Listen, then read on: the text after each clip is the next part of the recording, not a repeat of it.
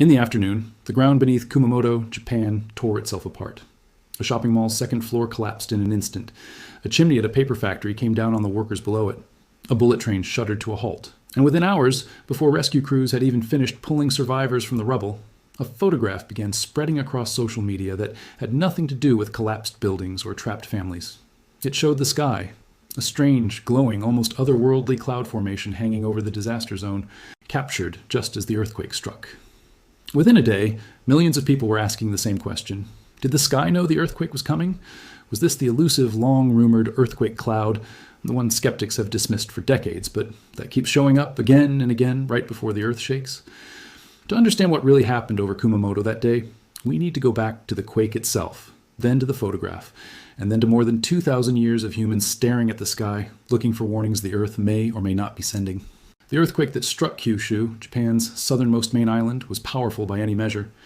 The Japan Meteorological Agency initially measured it at magnitude 7.1, with a depth of just over 6 miles, placing it at the highest possible level on Japan's seismic intensity scale, a level called Shindo 7. The United States Geological Survey later revised the magnitude down to 6.8, a common occurrence in the hours after a major quake, as seismic networks refined their initial readings. The epicenter sat roughly 12 miles south of Kumamoto City, a metropolitan area of around 700,000 people. A tsunami advisory was issued for the Ariake and Yatsushiro seas within minutes, then lifted shortly after. Once it became clear the wave threat was minimal, the human cost, however, was not minimal at all. At least 13 people were confirmed dead in the immediate aftermath, with dozens more missing or trapped, most critically inside the Aeon Mall in Kashima City, where the Sekos and floor came down following what NHK described as a likely gas explosion. 11 workers were trapped inside a paper factory after a chimney collapsed during the shaking. Hundreds of thousands of residents across the region were told to evacuate. Toyota halted production at 3 plants in southern Japan as engineers checked for structural damage. For anyone who lived through the deadly 2016 Kumamoto earthquakes, which killed more than 50 people, the tremor brought back a very specific kind of fear. One local official, speaking to reporters afterward, said the shaking reminded him instantly of that disaster a decade earlier, and that he was frightened in a way he hadn't been in years. This is the backdrop against which the cloud photograph appeared. In the hours after the quake, a formation of dense, tower-like clouds was seen rising over the Kumamoto region, and someone posted an image of it online with a caption suggesting it had appeared shortly after or even during the earthquake. The post spread the way disaster-adjacent content always does now, fast, unfiltered, and dressed up with the kind of language that makes people stop scrolling. Unusual, unexplained, mysterious. Within hours, accounts dedicated to conspiracy, content and alternative science had picked it up, presenting it as further proof of a phenomenon they call the earthquake cloud, a weather formation they claim can appear before, during, or after a seismic event because of some hidden connection between the sky and the shifting plates beneath it. Here is where the story usually stops, in most of the videos and posts built around it. But it's worth going one step further because meteorologists who actually looked at the photograph reached a very different, very unmysterious conclusion. The formation in the viral image was identified as a cumulonimbus incus, more commonly known as an anvil cloud. This is one of the most thoroughly understood and frequently photographed cloud types in all of meteorology. It forms when a cumulonimbus thunderstorm cloud grows so tall that its rising air current hits the boundary between the troposphere and the stratosphere, a layer called the tropopause, where the atmosphere stops cooling with altitude and instead begins to warm again. That temperature reversal acts like a ceiling. The rising air can't push through it easily, so instead it spreads outward horizontally, flattening the top of the storm cloud into the distinctive anvil shape that gives the cloud its name. It is dramatic to look at, especially when lit by a low sun or backlit by lightning. And it can look genuinely eerie in photographs, glowing gold or orange at the edges while the sky around it darkens. But it is, in scientific terms, a completely ordinary byproduct of a thunderstorm, one that has nothing to do with tectonic plates, fault lines, or the timing of an earthquake hundreds of feet below the surface. Weather observers who reviewed the viral photo pointed out that Kyushu was, in fact, experiencing thunderstorm activity around the time in question, which is entirely consistent with the anvil cloud's formation and explains its appearance far more simply than any seismic theory could. That correction rarely travels as far as the original claim, which is worth pausing on, because it's part of the actual story here too. Disaster events generate enormous searches for meaning. When the ground shakes without warning and kills people, human beings look for a sign, something that should have told them, something that would make the chaos feel less random. A strange cloud in the sky, captured at exactly the wrong moment, fits that need perfectly. It doesn't matter that clouds like this appear constantly all over the world on days with no earthquakes at all. What matters, psychologically, is that this one appeared near this event, and that coincidence gets treated as causation almost instantly. But to be fair to the people who found the photograph compelling, the idea of an earthquake cloud isn't something invented for a viral post in 2026. It has a real documented history, and understanding that history is key to understanding why the claim keeps resurfacing every time a major quake makes headlines. The root of the idea stretches back to ancient Greece. In the 4th century BC, Aristotle proposed that earthquakes were caused by wind trapped inside underground caverns, straining to escape. Small tremors in his model were the result of that trapped air pushing against cavern roofs, while larger earthquakes happened when the air finally broke through the surface. If a large volume of air was building up underground before a major quake, Aristotle reasoned, the surface weather above it should turn hot, still, and calm in the days leading up to the event, since the air that would normally circulate at the surface was instead being drawn down and trapped below.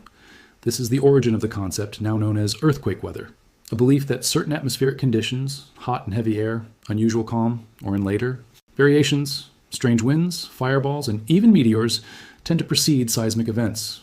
Geologists today are blunt about this idea. It has been described as one of the most common pseudoscientific methods people use to try to predict earthquakes, and it has persisted for over 2,000 years despite having no basis in the actual physical mechanism that causes quakes, which is the sudden slipping of tectonic plates along a fault deep underground, a process entirely disconnected from surface weather patterns.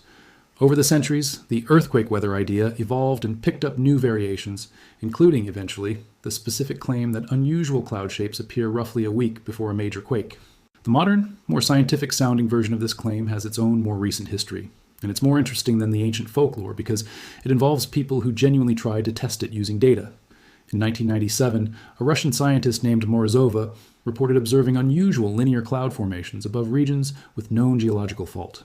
Lines, the first academic-style report, suggesting a possible connection between cloud anomalies and active faults. In 1999, a researcher named Zhonghao Shou reported unusual clouds that appeared to emanate from a single point source 5 days before the devastating magnitude 6.6 earthquake that struck Bam, Iran, in December 2003. Shou would go on to become the most prominent public advocate for what's now called the earthquake cloud hypothesis, claiming over the following years to have made dozens of earthquake predictions based on patterns he identified in satellite cloud imagery, categorizing them into distinct shapes he named line-shaped, feather-shaped, and lantern-shaped clouds, among others. He claimed a prediction accuracy rate of around 68%, with quakes following the appearance of these clouds anywhere from several hours to more than 100 days later, averaging around a month. Other researchers picked up similar threads. A pair of scientists named Guo and Wang studied earthquakes in Iran in 2008 and reported that linear cloud formations had appeared roughly 2 months before 2 moderate quakes. In 2009, researchers studying the catastrophic magnitude 7.9 Wenchuan earthquake in China, which killed an estimated 87,000 people in 2008, reported that 2 linear clouds had appeared pointing toward the eventual epicenter before the quake struck. And in 2013, researchers named Guo and Ya published a paper claiming they had observed an anomalous linear cloud over Italy in April 2012 and had used it to predict that a magnitude 5.5 to 6.0 earthquake would strike the region within the following month, a prediction that appeared, on the surface, to have come true. That Italian case is actually the one that got the most serious scientific scrutiny, because it was specific enough and public enough to be checked. The United States Geological Survey examined the claim directly, reviewing the satellite photograph the researchers used and testing whether the linear cloud formation they identified could reasonably be tied to the earthquake that followed. Their conclusion was not favorable to the hypothesis. Scientists at the agency have stated plainly that no such linear cloud-to-earthquake theory has scientific support, and their review of that specific Italian case did not hold up the connection the original researchers claimed. This is consistent with the broader position of essentially very major seismological institution on the planet.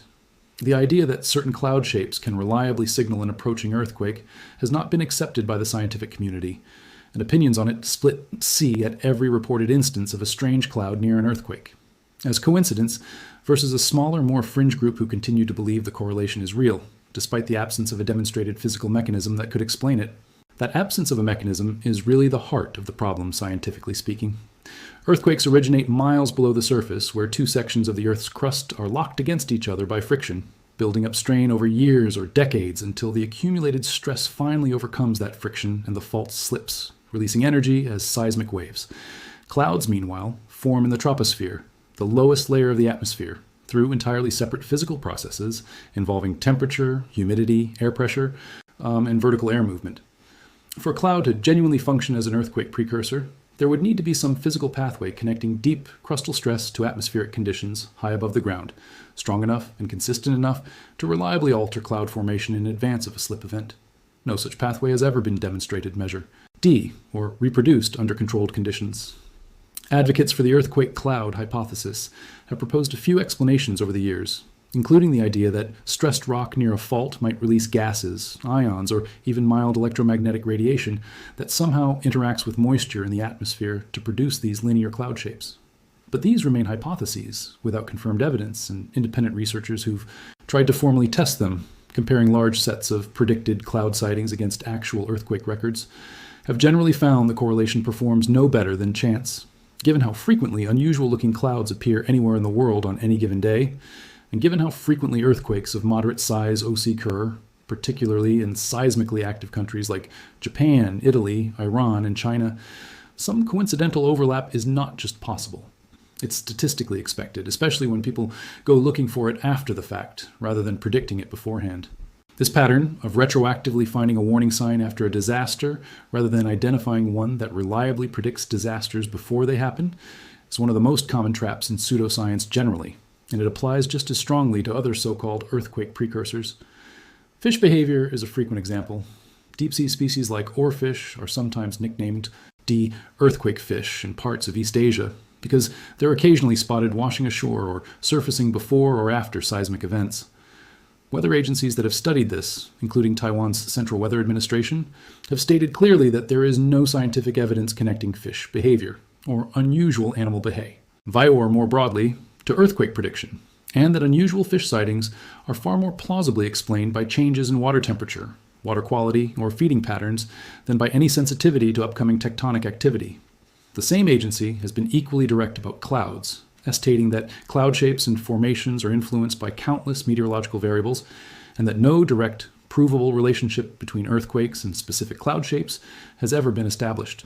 Now, it would be inaccurate and a little unfair to actual seismologists to leave the impression that scientists have given up entirely on the idea of earthquake precursors. That's a different claim from the earthquake cloud theory, and it deserves its own honest treatment.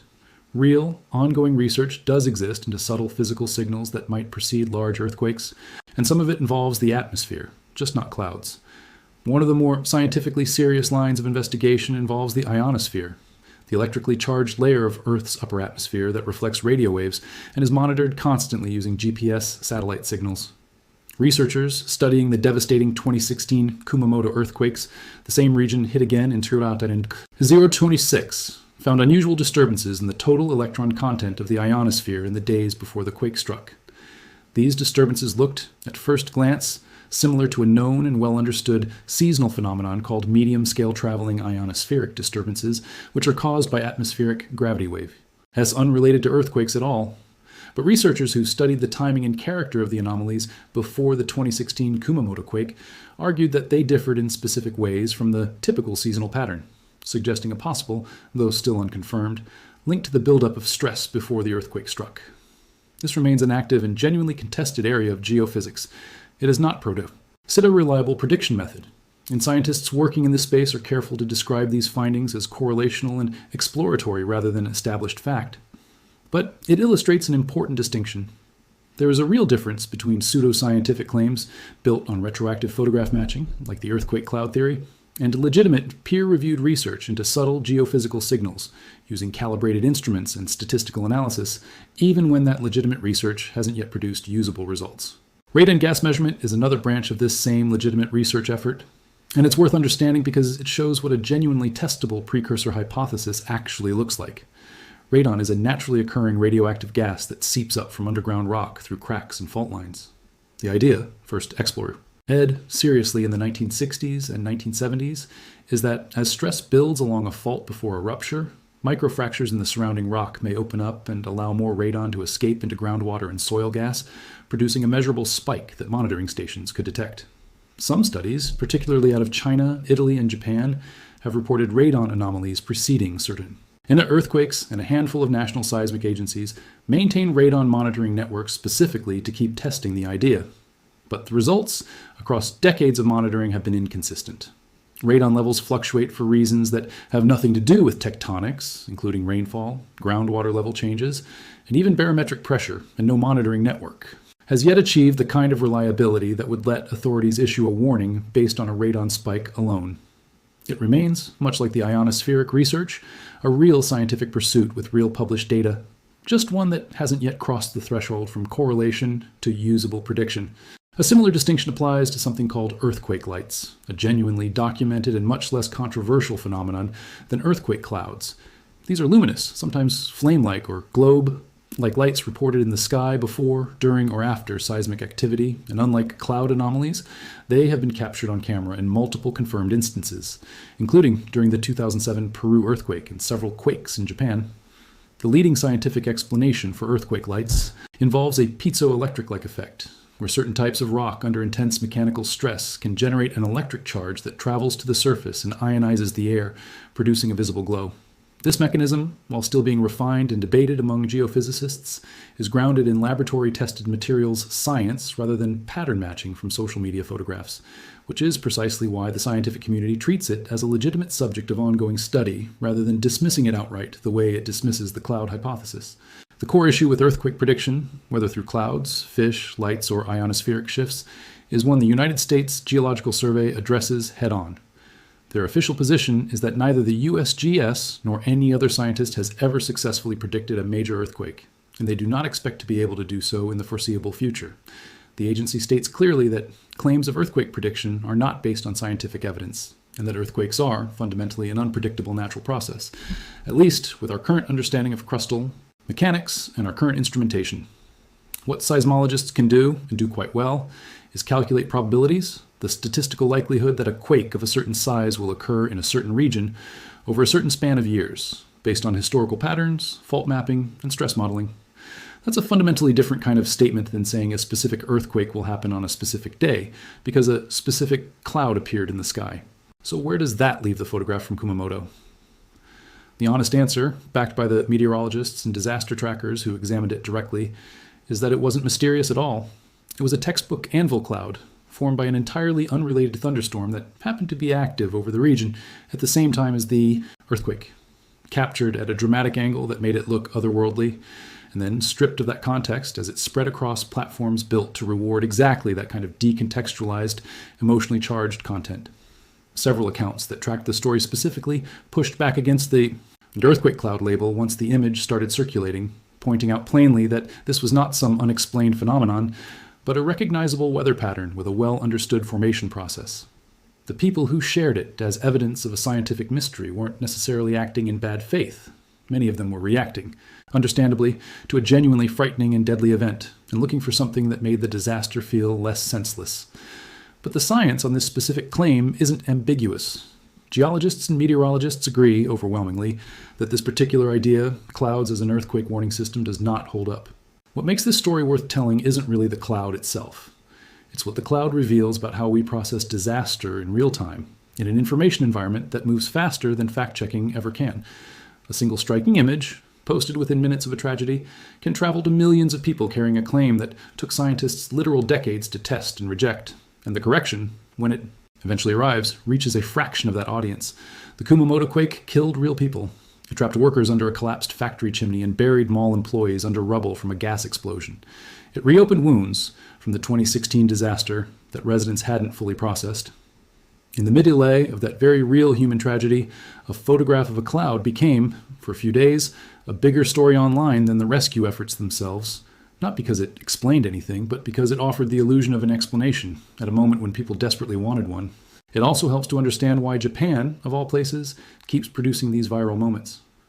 The country sits at the junction of 4 tectonic plates: the Pacific, the Philippine Sea, the Eurasian, and the North American, making it one of the most seismically active nations on Earth, with measurable tremors occurring somewhere in the archipelago almost every single day. That constant background hum of seismic activity means Japan has both the highest concentration of earthquake folklore anywhere in the world and, simultaneously, some of the most advanced earthquake science and engineering on the planet. The country's early warning system, run by the Japan Meteorological Agency, can detect the fast-moving but less destructive primary waves of an earthquake and issue a public alert seconds before the slower, more damaging secondary waves arrive, giving trains time to brake automatically, elevators time to stop at the nearest floor, and residents time to tow. Aki cover. Japanese building codes, revised repeatedly after devastating quakes, most notably after the 1995 Kobe earthquake and the 2011 Tohoku disaster, require structures to be engineered to flex and absorb seismic energy rather than simply resist it, which is a major reason. A magnitude 7.1 event in a country with weaker infrastructure standards would likely have produced a far higher death toll. This same country has also long carried dead folk beliefs about the giant catfish, or namazu, said to thrash beneath the islands and cause earthquakes when a guardian deity loses its grip, a story that predates modern seismology by centuries, but that still echoes today whenever people search for a hidden cause, a cloud, a fish, a rumble, that might explain the seemingly unexplainable. The deeper and more useful truth is this: earthquake science has genuinely advanced. We understand plate tectonics, fault mechanics, and seismic wave propagation with real precision.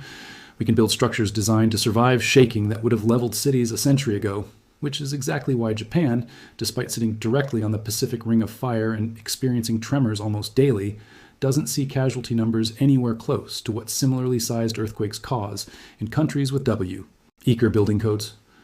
What we still cannot do, despite genuine and ongoing research into ionospheric anomalies, ground deformation, radon gas emissions, and even the piezoelectric behavior of stressed rock, is predict the exact timing of a specific earthquake in advance. No cloud shape, no fish migration, no ringing in someone's ears is going to close that gap.